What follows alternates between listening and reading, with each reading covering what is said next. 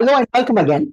So there are many situations where you have to deliver an impactful presentation. Perhaps it could be in front of a potential client, or it could be in front of a panel of interviewers, or for that matter, anyone else. So it's important when you're presenting your thoughts and ideas that people remember what you're telling them. Why? Because if people do not remember what you're telling them, then there is a likelihood that they might not take a decision in your favor.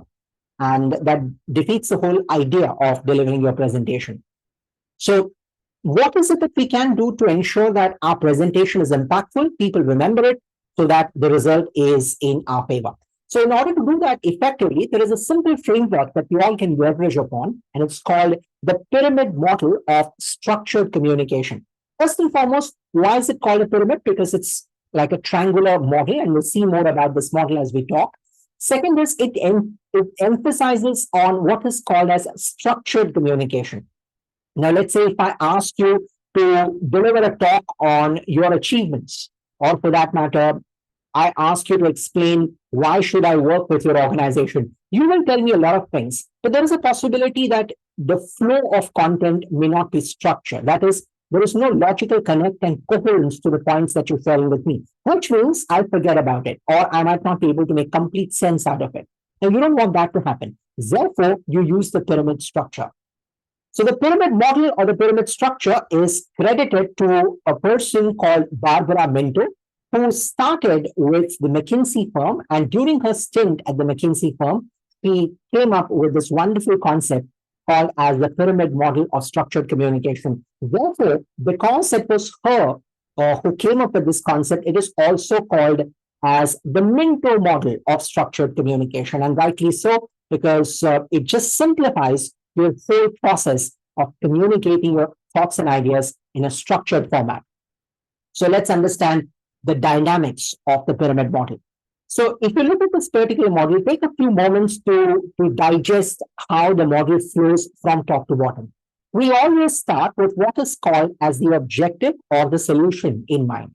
So let me give you an example. Suppose you are in an interview and you're trying to convince the interviewers as to why they should be selecting you for the vacancy.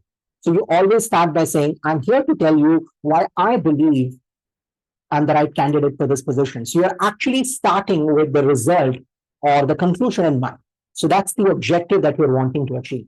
And then in order to explain your objective better, to prove your point, you then pick what is called as the main points. So the main points, also referred to as sometimes the subpoints, could be anywhere between 3 to 5.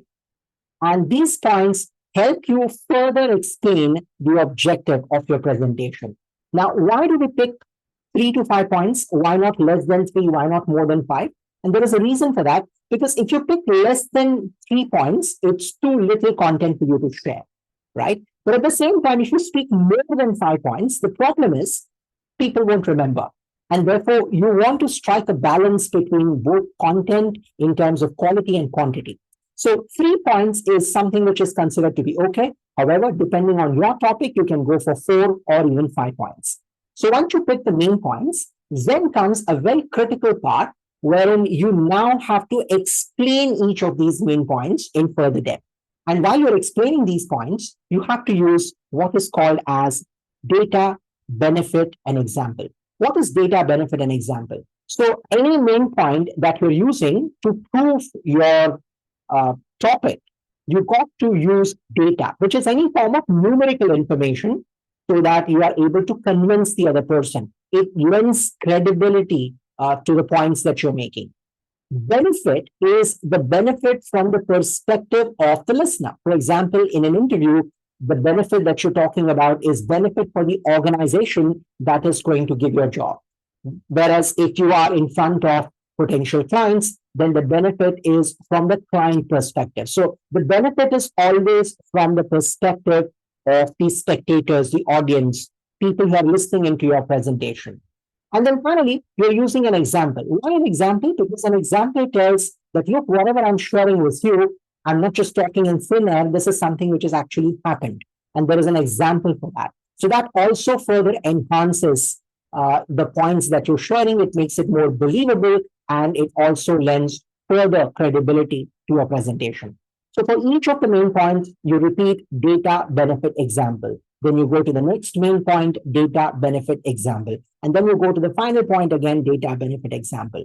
And then finally, you have to conclude your entire topic saying that, look, given all these points, therefore, I would like to say I'm the right person for the job or whatever the topic is, right? So that's how the structure looks. Now, if you're confused at this point in time, nothing to worry about, because I'm going to help you with a few examples to understand this better. Okay. And that will really make it simpler for you to capture how to use the pyramid model in any context where you have to deliver a presentation. So let's understand this with the first example, which is the same that I spoke to you about. How do you convince your interviewers?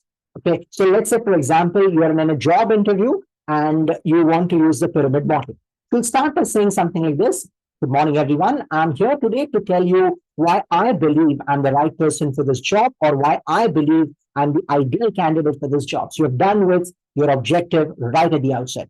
Now, in order to convince the interviewers about your objective, you're going to use the main points. So I have highlighted 3 main points here.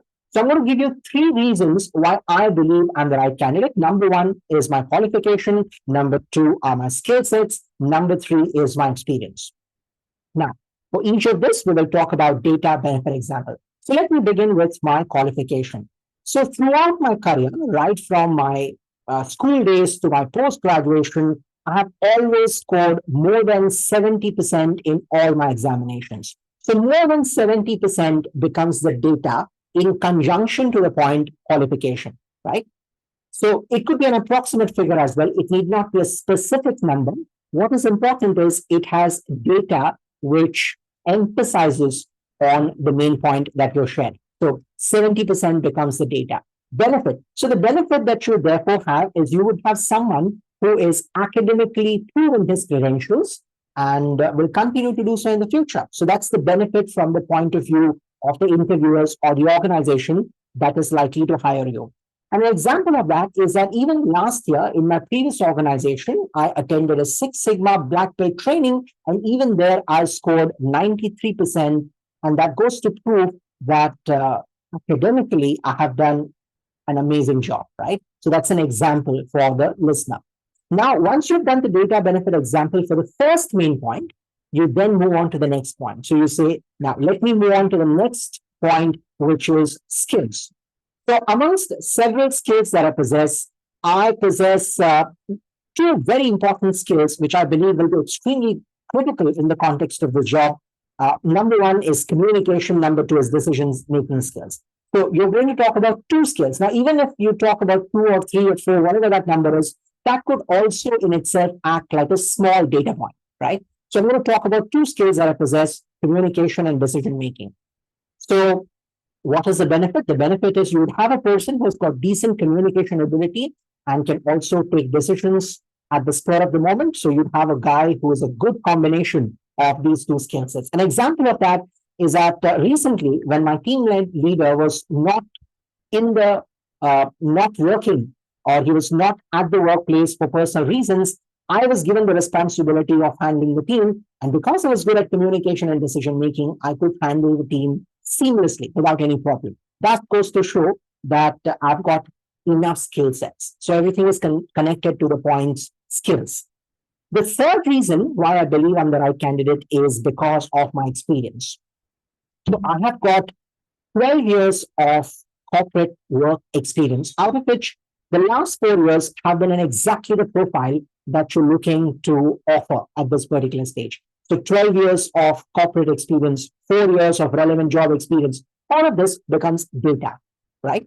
And then you talk about the benefit. So the benefit is you don't have to train me separately because I already know what is expected given this particular profile. So you have someone who is readily available to start from day one. An example of that is even recently when I was entrusted with the responsibility of a similar project, I was able to start working on the key result areas from day one because of my experience, right? So that proves that I've got sufficient amount of experience. So given all these points, I would like to conclude that I am therefore the right candidate. Of course, you could share a few more pointers in the conclusion, but what you've done is you've used the structure to explain your points to the audience. And that makes it relatively easier for people to remember and therefore likely to get the result in your favor. Here's another example. Suppose you are in business development, you're in sales, and you're delivering a presentation in front of potential clients and customers, or sometimes even existing customers. And often we talk about our products or services that we have to offer. So you start by saying, I'm here to tell you why our products and services are ideally suited to your requirements. And there are three reasons that I'm going to talk about. Number one, quality. Number two, affordability. Number three is service, right? So those three become your main points. Let's once again apply data benefit example. So the first reason why I believe our products and services are ideal for you is because of the quality of our services. In fact, just to inform you, the quality of our services has been so exceptional over the years that since the last 3 years, we have consistently won the best quality product award in our industry. So the fact that you won the award for the last 3 years in itself could become a data point. Okay. The benefit, therefore, that you get is that you can be absolutely rest assured that you don't have to think twice if you choose our products, because our products are reliable. They assure you certain standard, certain quality inherently, right? And an example of that is several clients who have been using our products over the years have spoken highly about the products and services that we have offered them. So all of this is connected to the first point, which is quality. Then you move on to the second point, saying that not only do we provide quality products, but we also provide them at an affordable price.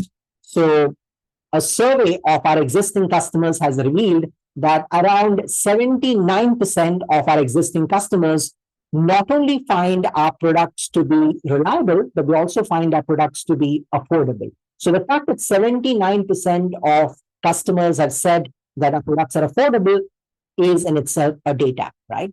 And then you talk about what is the benefit. The benefit, therefore, is we're not going to pinch your pockets. We will make sure that you get the desired quality at the right price. And that becomes a win-win deal for you and for us as well. An example of that, even small companies which feature in the SME sector have been able to work with us extensively over the years because of the affordability factor. That becomes an example. Then you move to the last point. So the last point I would like to share with you is with regards to the service. So not only do we provide quality products and services upfront, but we are also believers of after-sales service. In fact, we have seen that since the last 7 years, our after-sales service has continued to receive high accolades from our clients, and around 95% of our existing customers have continued with us because of the quality of after-sales service that we provide. So that becomes your data. Yeah. Benefit, therefore, is that once you buy our products, you don't have to worry about any service issues because we are always there for you. And an example of that, recently, we had a customer of ours who desperately needed a change of certain products and equipments. And because we had such a robust service mechanism, we were able to get things up and running quickly. That becomes an example. So you see, what we're trying to do here is that we're trying to use this framework to convince, to inform, to convey information that we have. So you can use it not only to convince, but sometimes just to convey information, right? So in a nutshell, the Minto pyramid model allows you to do all of that. And the reason it is called structured is because there is a logical flow of information. You start with the conclusion or the answer in mind, then you have supporting arguments, and then finally you also have data, facts, and figures to support what you're suggesting. A few pointers to remember here. Perhaps this might sound like a repeat, but it's important nonetheless. The fact that you don't want to choose too many points. So keep your points between 3 to 5. Second, remember that your points have to be mutually exclusive, that the 3 main points or the 4 main points that you pick up should not be repetitive. They should be mutually exclusive, but at the same time, they should be collectively exhaustive, which means although they are separate points, all of them put together are narrating the same story. All of them put together are suggesting why am I the right candidate or why our products and services are better for you, right? So they're still connected in some way or the other, but they are not repetitive. And most importantly, you have to use data because data lends a lot of credibility and authenticity in what you're suggesting. A lot of times people just talk about things uh, which are good to hear, but they don't really make sense unless you back it up with concrete, solid evidence. And data brings that evidence to the table. So focus on data because data will take your presentation to the next level. So those are a fundamental few pointers that you must remember whenever you tend to use the pyramid model. So try this the next time, perhaps in your own office, in your own business. No matter who the audience is, you can use it with your own team members, your peers, your potential clients, different departments, or even in the context of your management milieu. So there are endless possibilities and endless opportunities where you can actually use the Minto pyramid model. So try using this and do let me know how has been your experience of delivering an impactful presentation using the pyramid model. I hope that it will keep you in good stead and will give you a lot of confidence to deliver that next brilliant presentation. Thank you so much for listening.